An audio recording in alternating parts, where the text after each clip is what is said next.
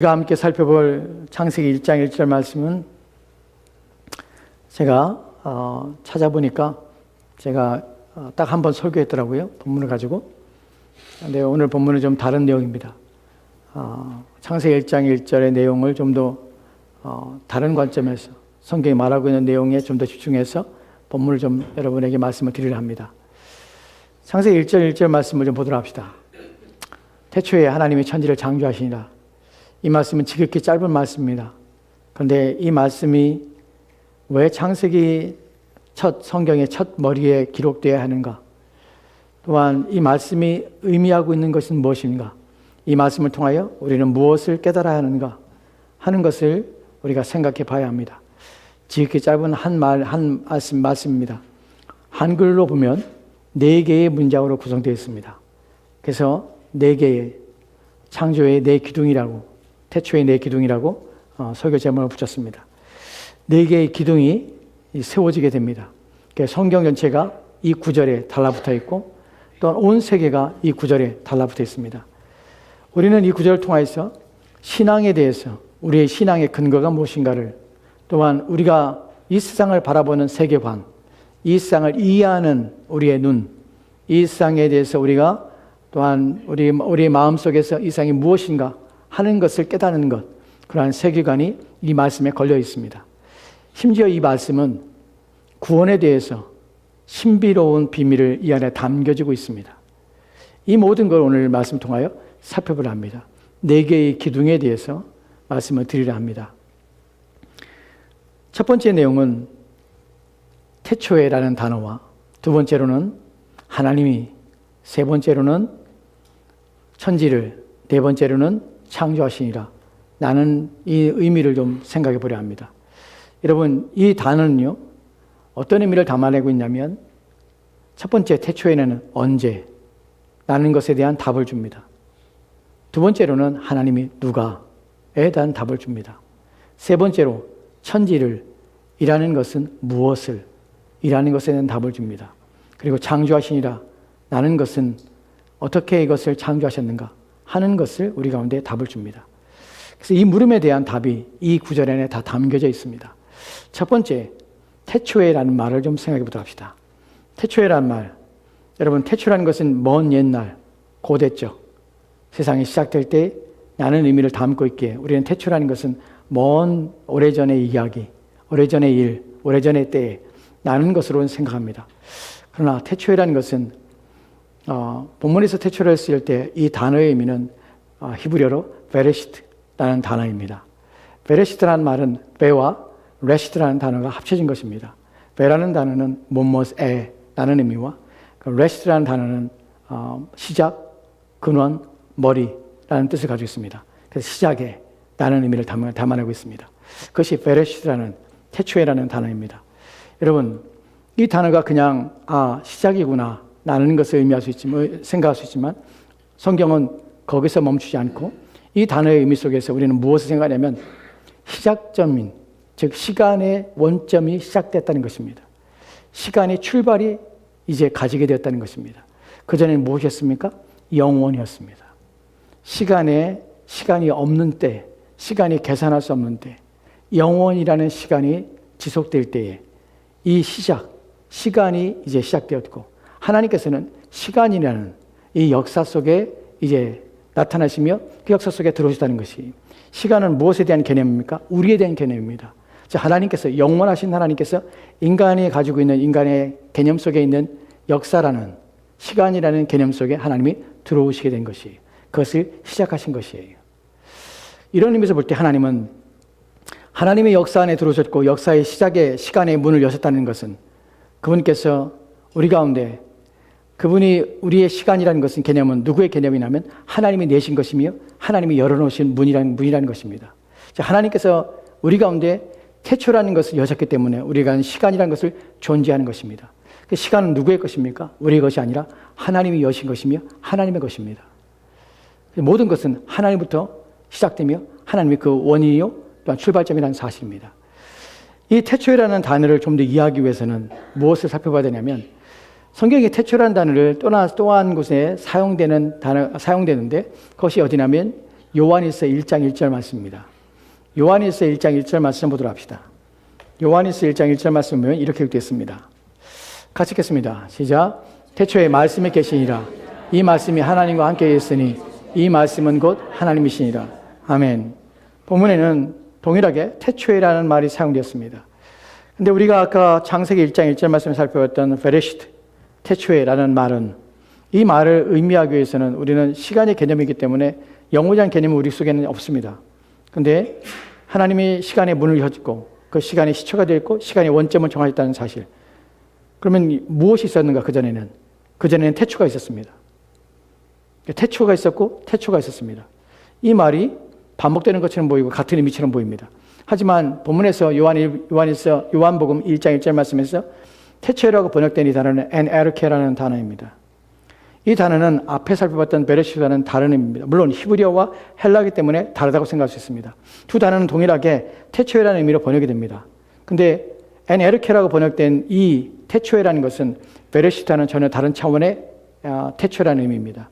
어떤 의미에 그러냐면 본문에서 사용되는 태초라는 것은 시작점이 말하는 것이 아니라 영원이라는 것의 의미 속에서 태초입니다.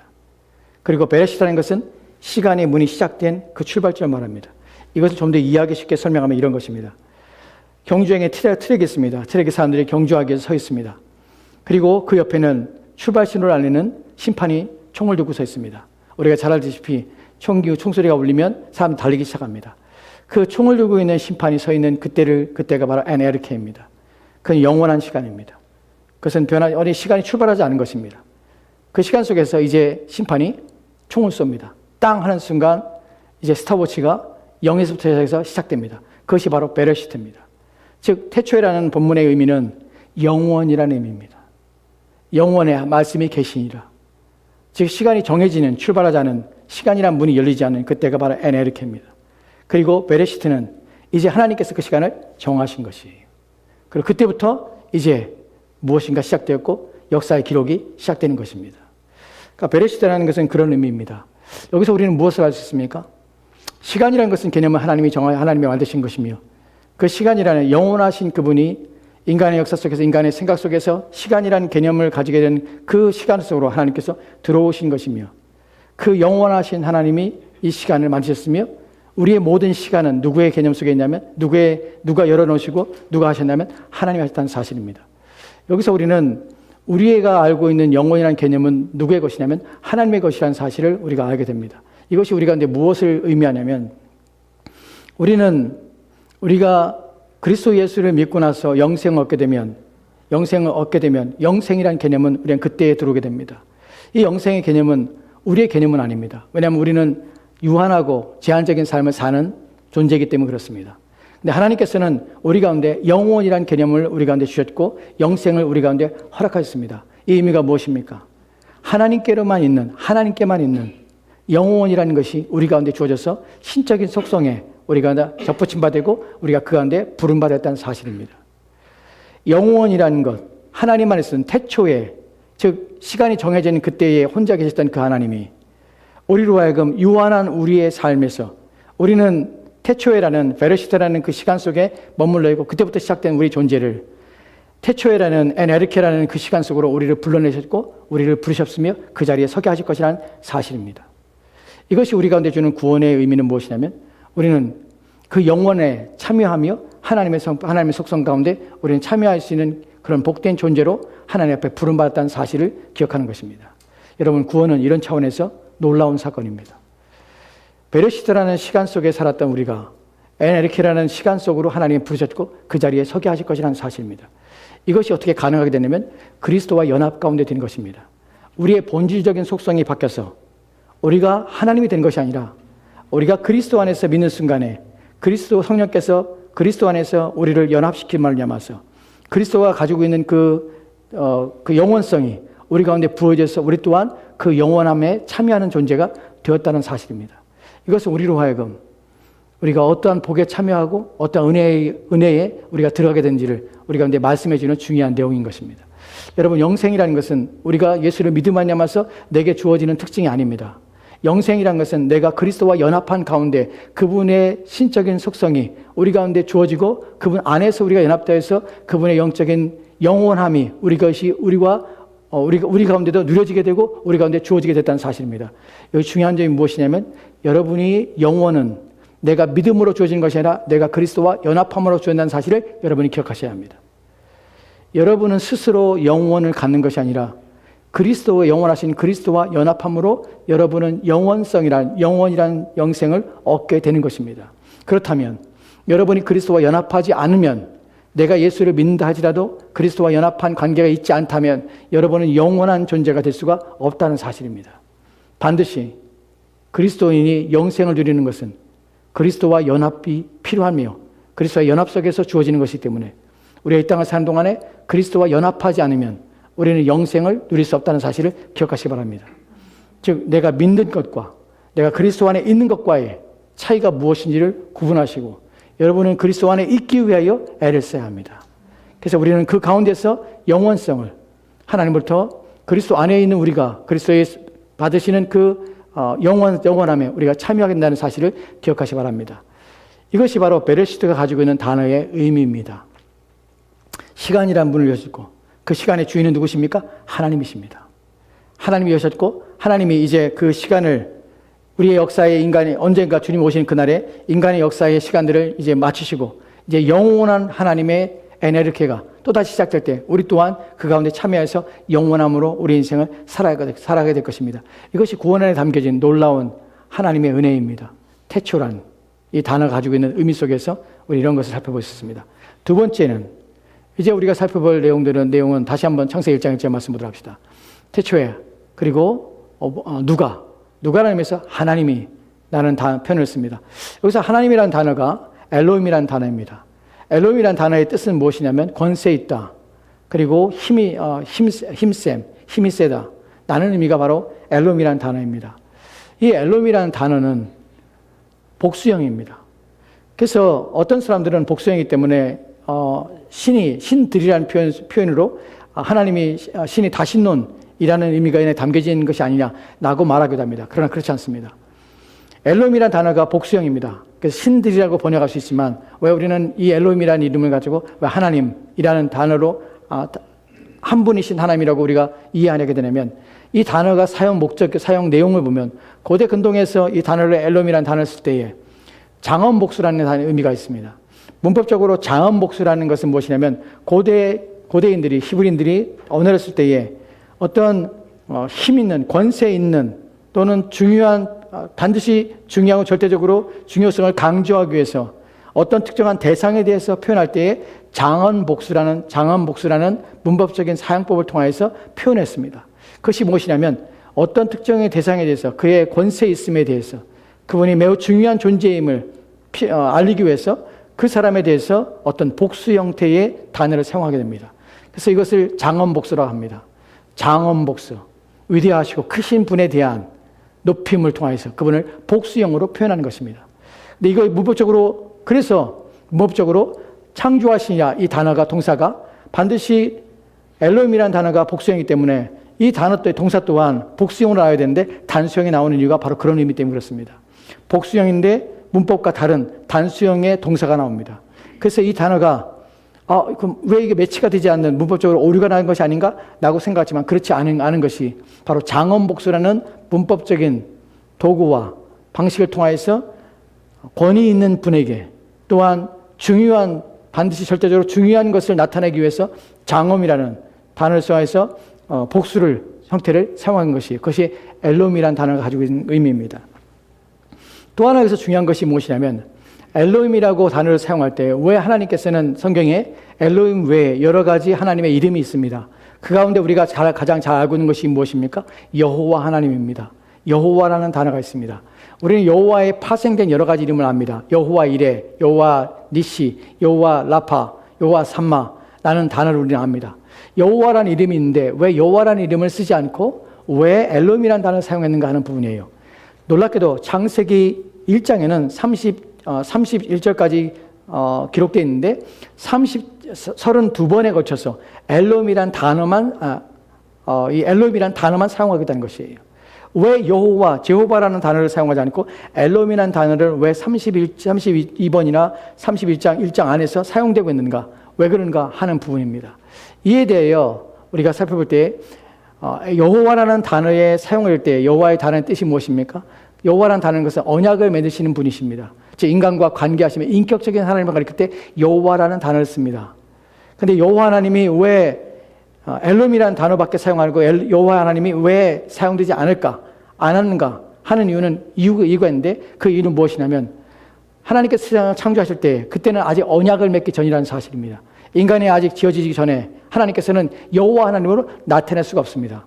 언약을 맺으시고 인간과 관계를 맺으시고 인격적인 하나님은 언제 나타납니까? 인간을 모두가 지은 후에야 이제 인간을 사랑하시고 인간과 교제하시며 나누시는 하나님. 그래서 여호와라는 이름은 후에 나오는 것입니다. 엘로힘이라는 이름은 그래서 특정하게 권세 있고 능력 있는 하나님이라는 것을 의미합니다. 두 번째 엘로힘이라서 우리가 알게 되는 것은 무엇입니까? 하나님의 소유권입니다. 하나님의 통치권입니다. 엘로힘의 이름 속에서 그런 권세 있고 모든 걸 지으시는 창조주 하나님이라는 사실입니다. 우리가 여기서 알게 되는 우리의 개인적으로 우리 신앙적으로 유기되고 또한 우리가 알아야 될 것은 무엇이냐면 우리 하나님은 유일하신 창조주라는 사실을 우리가 압니다. 그분밖에 없다는 사실입니다. 왜냐하면 그분밖에 창세기 1장에서 모든 창조에서 다른 하나님이라 오직 유일하신 엘로힘, 우리가 믿는 그 하나님밖에 없다는 사실입니다. 그분만이 우리의 창조시고 그분만이 우리의 주인이시기에 모든 만물은 그분이 오직 유일하신 주권자요 소유자라는 사실입니다. 이것이 우리 마음의 위로가 되는 것은 무엇이냐면 오직 이 세상에 하나님밖에 없다는 사실입니다. 나의 인생, 나의 삶에 오직 유일하신 주인은 하나님밖에 없다는 사실입니다. 그 부분이 모든 세상에 아무것도 없을 때 그분은 이 세상을 내실 때에 그분은 그분의 능력과 위엄으로 내셨다는 그 하나님이 계시다는 사실은 우리 가운데 무슨 위로를 또한 줍니까? 그분의 능력이 무한한 사실을 압니다. 그분의 이름이 그렇습니다. 권세 있는 이름입니다. 또한 그분은 힘이 세신 하나님이십니다. 모든 만물을 창조할 수 있는 능력이 있는 하나님을 우리가 믿고 있는 것입니다. 우리가 왜 그분을 예배하며 그분을 경배하는가 하면 오직 세상에 유일하신 하나님일 뿐만 아니라 그분만 권세 있으며 힘이 있기 때문에 그렇습니다. 세상에 신이다 불리는 많은 존재들이 있지만 많이 불리는 자들이 있지만 그 모든 것들은 신이 아니고 오직 유일하신 엘로힘이신 하나님, 우리 하나님밖에 없다는 사실입니다. 그것이 우리 가운데 유일한 위로가 되며 우리가 그분 앞에 순종하며 그분을 예배하는 이유가 됩니다. 이것이 두 번째 엘로힘이 가지고 있는 의미입니다. 여기서 하나 더 살펴볼 것이 있는데 엘로힘이라는 단어 속에서 가지고 있는 또 다른 의미가 있는데 엘로힘이라는 단어 자체가 삼위일체를 나타내거나 삼위일체를 표현하고 있지 않습니다. 그런데 어떤 학자들은 엘로힘이 장음복수, 복수형 속에서 삼위 하나님의 암시가 있지 않을까 이렇게 이해하기도 합니다. 그러나 그것은 제가 볼 때는 옳지 않습니다. 왜냐하면 그 자체로 장엄복수를 놔두는 것이 옳고 삼위 하나님에 대한 분명한 이해와 표식이 엘로힘이라는 단어 속에 없지만 엘로힘이라는 단어가 우리가 후에 하나님이 창조하신 내용을 보니까 엘로힘이라는 단어 속에서 삼위 하나님이 행하시는 사역과 일들이 그 안에 나타나는 것을 우리가 보게 됩니다. 즉 삼위일체의 어떤 흔적들을 보게 된다는 것입니다. 왜 그렇습니까? 예전에 제가 설교하면서 여러분에게 그런 말씀을 드린 적이 있습니다.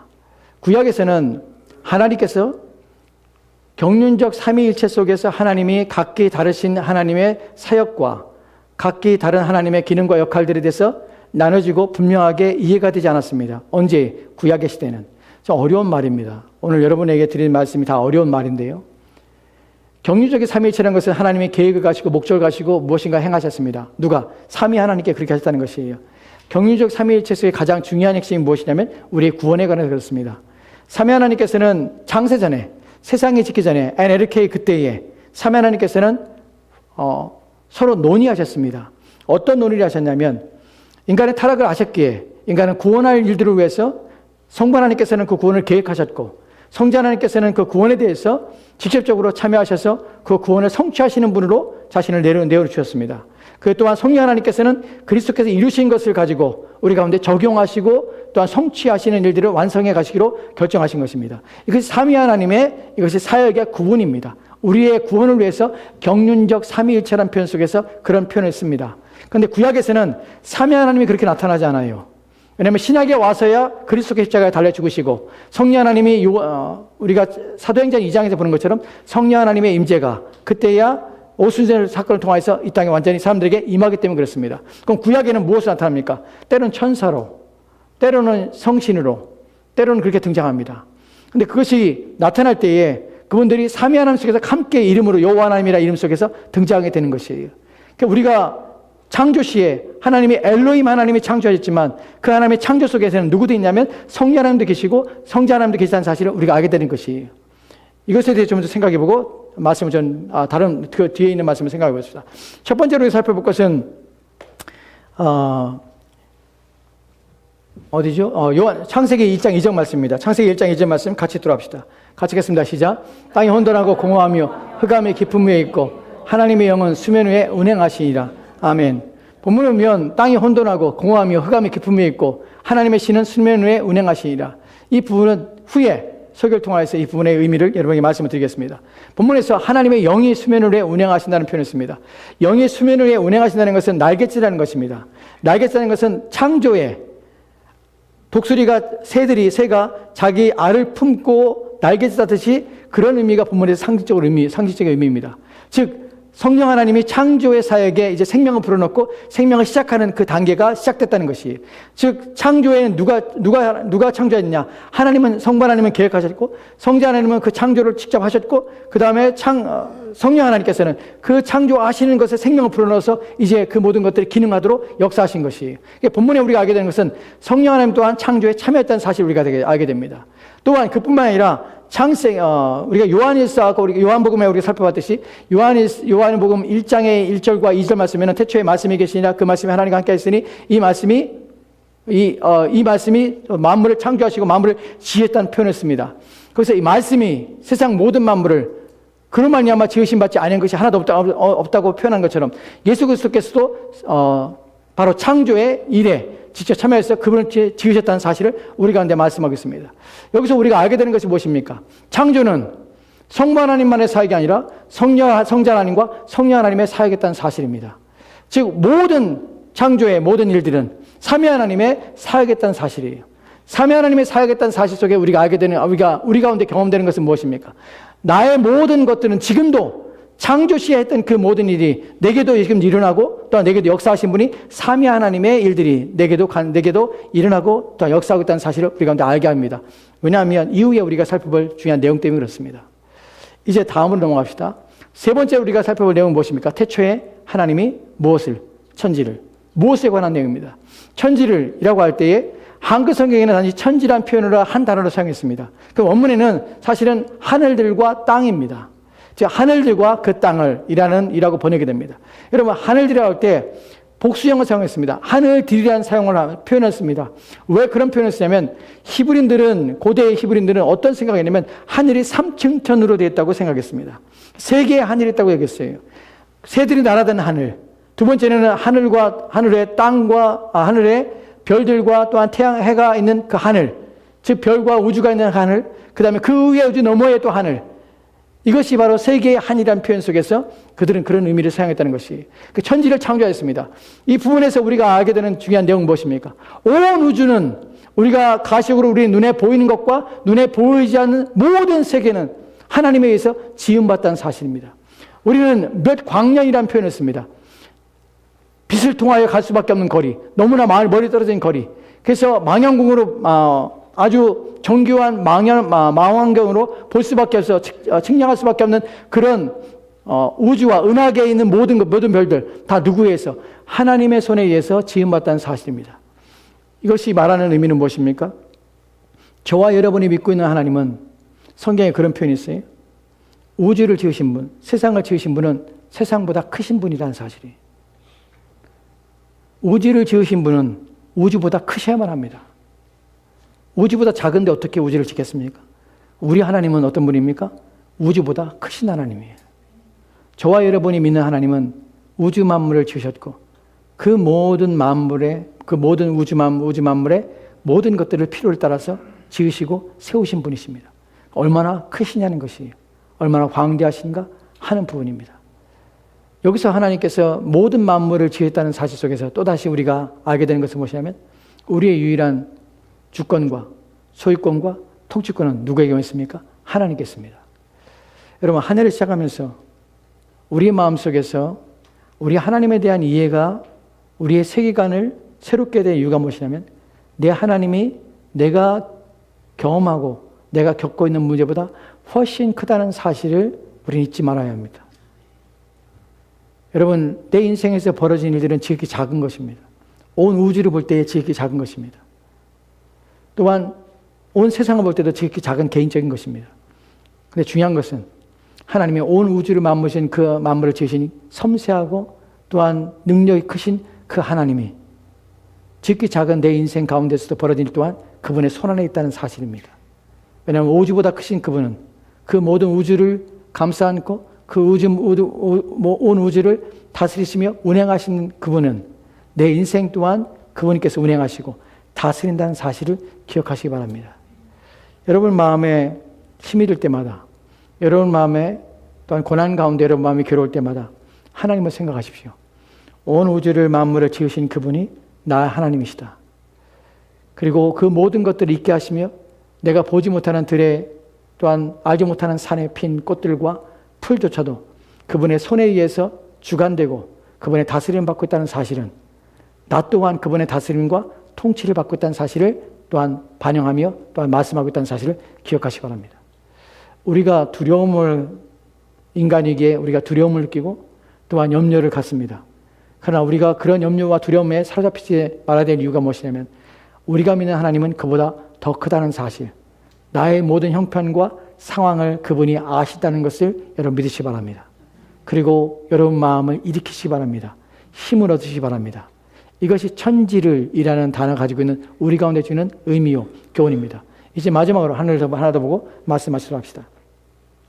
네 번째로 이제 태초에 하나님이 천지를 이제 창조하시니라 라는 단어입니다. 창조하시다는 단어는 바라라는 히브리어입니다. 바라라는 단어는 어떤 의미냐면 이전에 존재하지 않았던 것을 새롭게 존재케 하시는 무에서 유를 창조하시는 것을 바라라고 합니다. 다시 한번 말씀드립니다.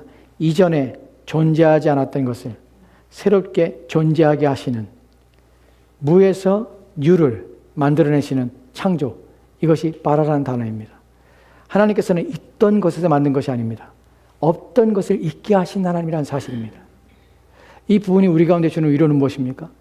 없던 것을 있게 하실 수 있는 능력의 하나님이라는 것은 하나님이라는 분은 내 하나님이라는 것이 내게 모든 문제와 내 모든 삶에서 없던 것을 있게 하시는 능력의 하나님이 내 삶 또한 그분께서 주장하고 계시다는 사실이 우리 가운데 위로를 줍니다. 없던 것을 있게 할 수 있는 능력이라면 그분께서는 내 삶에서도 없던 것을 있게 할 수 있는 능력이 있다는 사실이에요. 내 인생 가운데서 없던 것을 있게 하실 수 있는 하나님이에요.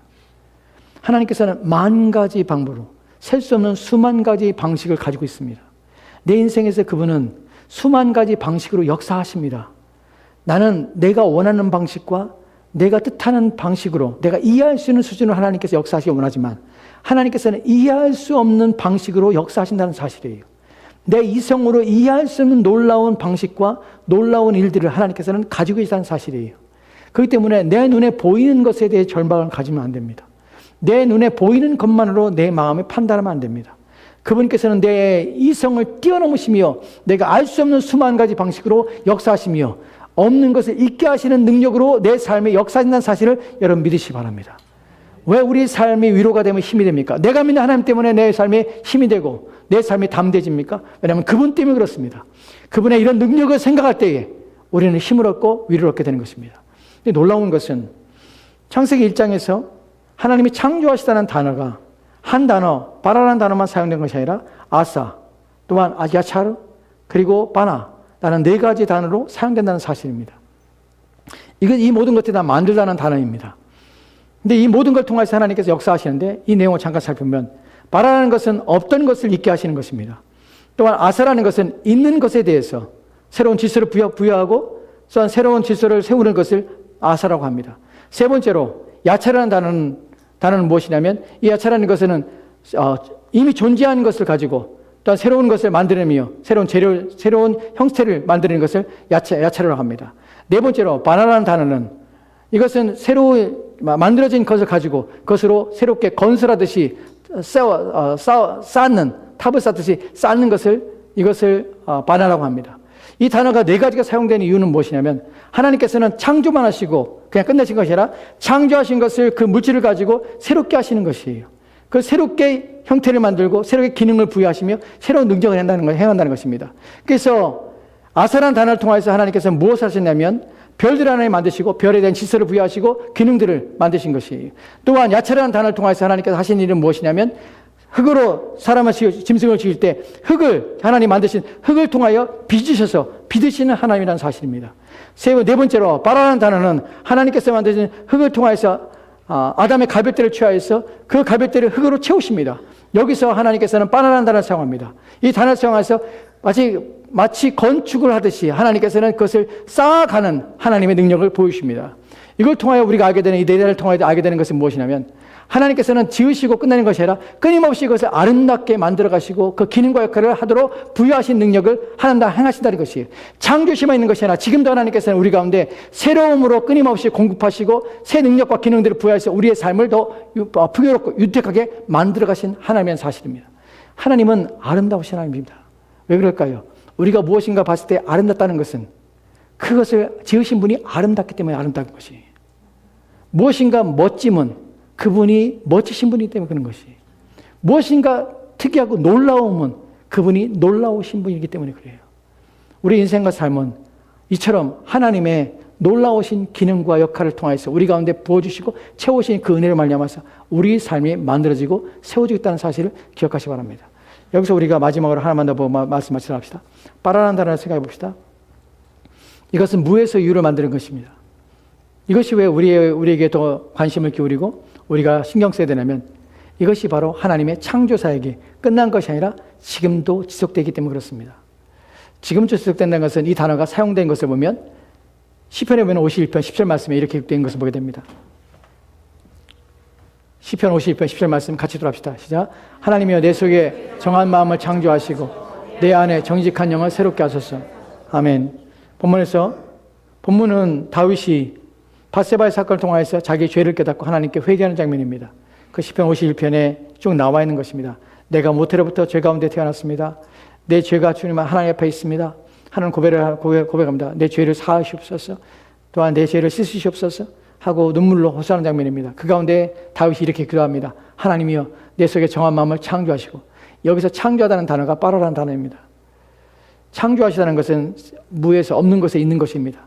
여러분, 우리의 구원이라는 것은요, 있던 것을 개조하는 것이 아니라 새롭게 하는 것이에요.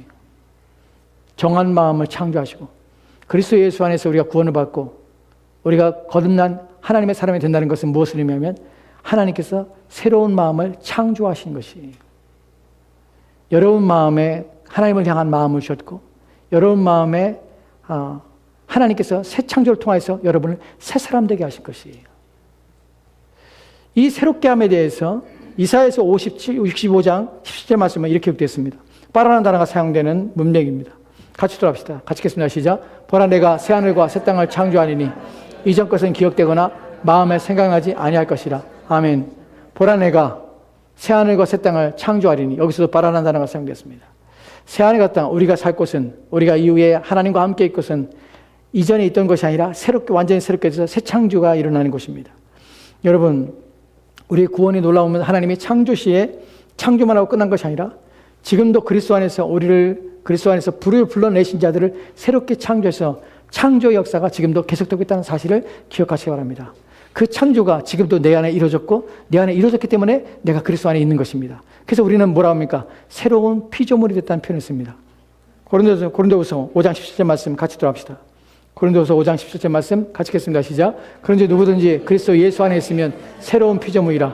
이전 것은 지나갔으니 보라 새 것이 되었도다. 아멘. 본문에서 새로운 피조물이라 라는 표현을 쓰는 이유가 무엇입니까? 새 것인 것입니다.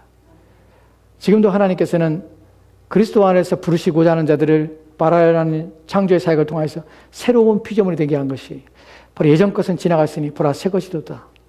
저와 여러분은 새롭게 된 자들입니다.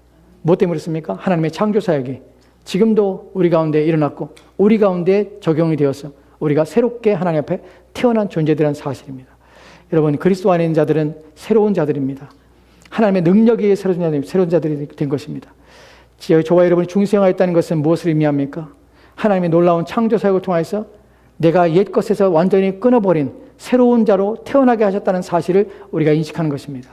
여러분, 그렇다면 새로운 것은 새로운 것에 맞게 행동하는 것입니다. 새로운 자들은 무엇을 덧입습니까? 옛 모습을 덧는 것이 아니라 그리스도로 새로운 피조물로서 그리스도가 새로운 인류의 창시자요 시작이기 때문에 그리스도를 덧입으며 그리스도를 닮아가는 삶을 살게 되는 것입니다. 여러분, 성경에서 그리스도는 마지막 아담으로 오셨고 그분은 새 인류를 시작하신 분이십니다. 우리가 그리스도인이 됐다는 것은 새 창조 속에서 새 인류 속에서 인생을 살아가는 것입니다. 저와 여러분이 어떻게 살아야 합니까? 하는 질문을 받게 되면 새 창조 속에서 새롭게 된 자로서 우리는 새로운 부르심과 새로운 삶의 방식을 통해서 우리 인생을 사는 것입니다. 새로운 삶의 방식이 무엇입니까? 하나님의 뜻에 따라서 우리 인생을 살아가는 것입니다. 우리는 세상에 살고 있지만 세상에 속한 자가 아닙니다. 세상의 법에 지배를 받고 세상의 규율과 규칙을 우리가 때로는 지키지만 그것은 우리가 육신이 있기 때문에 그렇습니다. 그러나 우리는 누구의 법을 지키고 누구의 뜻을 따라 삽니까? 하늘의 법을 쫓으며 하늘의 법에 따라서 인생을 살아가는 자들이 있는 건 사실입니다. 그게 여러분이 살아야 될 내용인 것입니다. 오랜 한 동안 부디 저와 여러분은 새 창조된 피조물이라면 새로운 것을 덧입고 새 창조된 피조물로서 새로운 방식과 원리에 따라서 여러분의 인생을 살아내는 한 해가 되시기를 바랍니다. 기도합시다. 하나님, 우리가 태초에 4개의 기둥들이 말하는 의미에 대해 살펴봤습니다. 하나님이 누구신지를 생각해보는 한 해가 되게 하옵소서. 매 순간 어떤 어려움과 힘듦이 있을 때마다 하나님을 생각해보게 하옵소서. 그분이 세상을 지으시고 시간의 시작을 알리셨으며 또한 그 인간의 역사의 시간 속에 들어오셔서 우리를 구원하시기 위해서 하나님으로서 그의 능력과 또한 능력과 힘을 나타내셨고 또한 우리 가운데 여호와 하나님이 되어주셔서 우리가 언약을 맺으시고 그리스도 안에서 우리를 구원해내셔서 새로운 창조 속에서 새 피조물로 주님 앞에 서게 하셨습니다. 그 능력과 힘을 얻은 자임을 기억하게 하옵소서.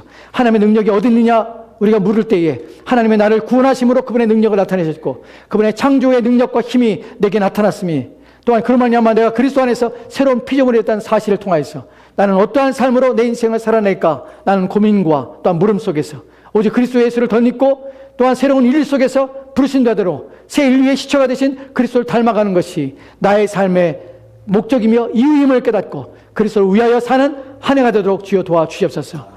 주께서 우리와 함께 소망하며 감사드리며 살아계신 예수 그리스도로 기도합니다. 아멘.